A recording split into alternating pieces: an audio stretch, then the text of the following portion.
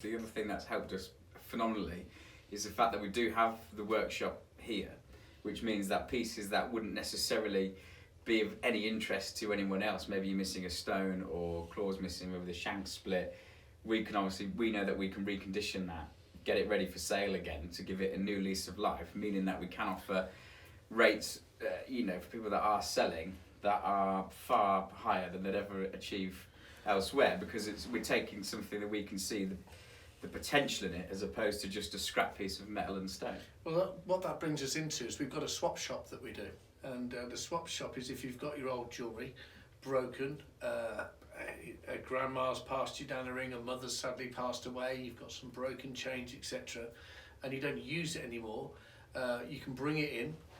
We sort through, we give a fair value that the customer agrees, and once they're happy, we take that jewellery in, we swap it for a new piece of jewellery that they can see. As I said, they can get all the details of that listed down. We then take on board a bit like adding value to a car. If you're a good mechanic and you've got a repair shop, we then put it in our workshop on site.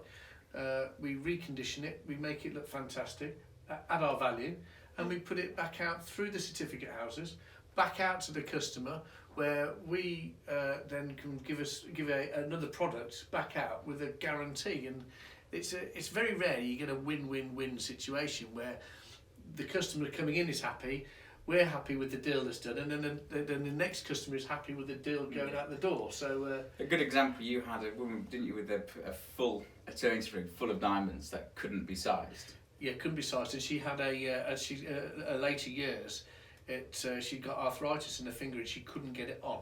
Yeah. So I think we managed to swap that for a half eternity, which meant that we could put metal in the bottom to size it. Yeah, but she got to older. make sure it got over a knuckle, but didn't lose any carat weight. So that full eternity, which was a hard size to resell, which was of, as she said, no interest to, I think she tried 6 or 7 jewellers locally. Yeah. And of no interest to anybody.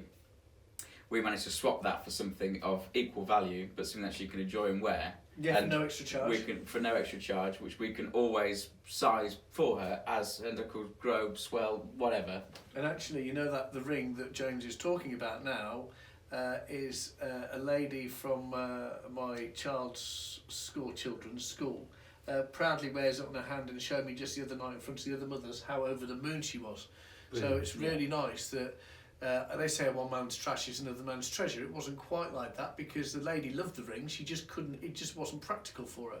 But this lady from school, a lovely story that she'd been left some money and she wanted something special and memorable, so that got passed down from the lady that loved the ring to another lady that loved the ring, and it was everyone was happy. So it is a really good business. It's a nice business to be in.